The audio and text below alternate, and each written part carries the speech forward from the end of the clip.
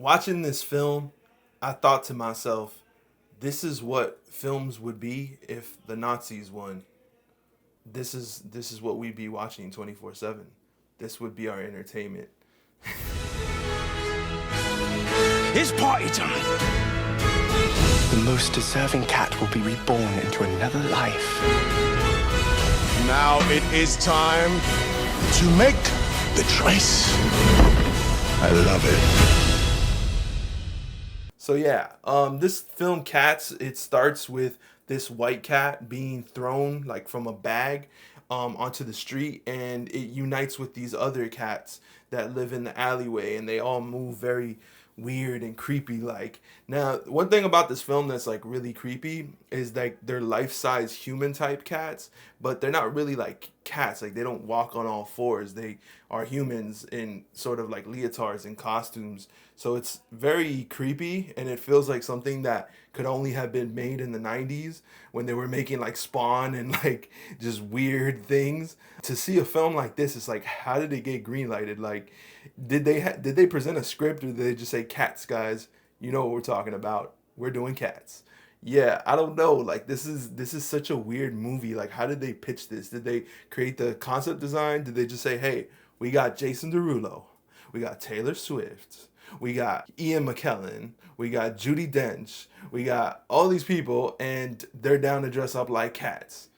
This film doesn't really have much of a plot. It's pretty much like every 2 minutes there's a new song of a cat introducing himself. Like, hey, I'm the thievery cat, or hey, I'm the magical cat. Jennifer Hudson plays this like washed up singer actress cat that they all kind of like hate because they're like, oh, she clout chased her way to the top, and when she got selected, she basically left us, and now look at her, like she ain't doing nothing for herself. And they're like, like, be broke, stay broke. Like they're just hating, and they're pretty positive cats for the most part, but like they were very negative towards Jennifer Hudson. They didn't want to see her succeed. The thing that was like really creepy just watching the trailer for this film was like they really went with like the Dr. Seuss aesthetic, and that film is just creepy. Like everything about it is like a life-size cat is like the thing of nightmares. Like throughout watching this film, it felt like the original Sonic that they had in the trailer. Like it just felt like all of these people are Sonics from hell. Like it's creepy and it's weird. Even though I think they were wearing like sort of cat costumes, they still felt very CGI. I don't know if it was they CGI'd the ears on and the tail, but also the backgrounds just looked very CGI, and it felt like sort of animated, but like a creepy animation. Like nobody would come up with an idea like this. Like if the play cast didn't exist and there weren't costumes, nobody would decide to animate a cat this way. It's just weird. At the beginning, something that was kind of like very disorientating was this like shaky cam. The music and the cat costumes and the CGI already got me for a loop, but this shaky cam, I was like, I think I'm gonna leave. Like it was less than 10 minutes in, it had to be like 5 minutes, and I was like, oh no, like because like a film could be bad, but then there's another level where it like makes you sick. And like I was like, I don't know if I'm gonna be able to do this. I felt like I was about an hour in, and Jason Derulo was singing his intro cat song, and I look at my phone and it had only been like 15-20 minutes. I was like, oh no, this is gonna be a long ride. One of the things that makes Cats feel so long and like unnecessary and really bad is that there really isn't too much plot to this film. Like this film is just a bunch of songs introducing the different types of cats, and these aren't like cute like aspects to be a cat. Like the fat cat could have been a cute aspect, but there's nothing about him that is really like cute or interesting. He's just fat and he wants to be skinny. And these songs aren't like very clever. It's not like Be Our Guest and like Beauty and the Beast, where you know there's like sort of puns and there's things that introduce the special skills of these cats. It's just repeating like, I'm a fat cat, I'm a fat cat, and then it's like, you know, I'm the magical cat, I'm super magical. Like things like that. It just gets kind of repetitive and annoying. And definitely, if they would have shaved these like 3 minute songs into like 20 seconds, it probably would have been more watchable, but whatever. Jennifer Hudson's character, she's sort of this cat that had been famous, and I guess she like clout chased her way to the top, so nobody really respects her anymore now that she's like fallen from grace. She's like very like disgusting in the corner. They all kind of look at her like, ugh, ugh. Like, ugh, like you had a chance and you didn't take the gang. Like it's a weird portrayal. When she starts singing that song, that's the only song I'm really familiar with from this. Like, I've heard it before. I didn't know it was from Cats. I had never seen Cats, and I didn't know like what it was about really. And really, it's not about anything. It's just about cats. I don't know what happened. I don't know when this play was created, but it definitely feels like they were just trying to do something completely different, because I don't know, like, you make a whole play just introducing characters without any real story. So Judi Dench is like this really beautiful, like classy cat. They call her Old Deuteronomy, and she's like the OG cat, and she's basically the one that can say if one cat is jellicle or not. And what jellicle means, they keep talking about like, you know, I want to be the Jellicle cat, or, you know, we're competing to be the Jellicle cat. The purpose of the Jellicle cat is if you're chosen, you get to ascend into the heavens and be accepted and be like sort of reborn.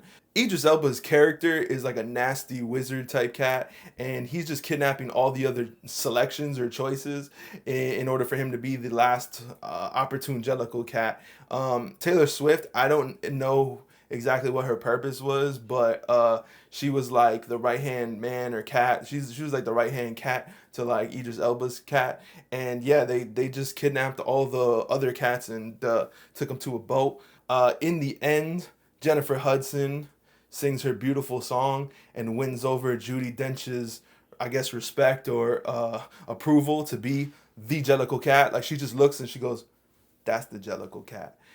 That was weird. I don't know. It seemed like it was all like building towards the white cat being the Jellicle cat. They hated on Jennifer Hudson, but I guess at the end of the day, you can't doubt talent. Like, if you got the talent, you're gonna ascend to the heavens. I think if they would have done some flashbacks, maybe wrote in some stories that we see the past of these cats, like the white cat, and like, if, just as long as it was visual, like if there was something visual to see while they were singing these songs, it would have been a little bit more gripping. They pretty much should have just taken cameras and just recorded the actual play, because we're just watching people sing on a set, like, for the entirety of it. Less than halfway through, I was thinking, you know, I already told people I was going to do this Cats review. Maybe I should just go. Like, maybe I should just leave, because this might not be worth my time to even like do this. Everybody's gonna hate on this movie and say negative things. Going into it, I was hoping that maybe I could find something redeeming or positive to say about this film, but in general, it just doesn't feel like anybody took too much of an effort to make this crossover in a way that would be narratively like pleasing. They just adapted the play.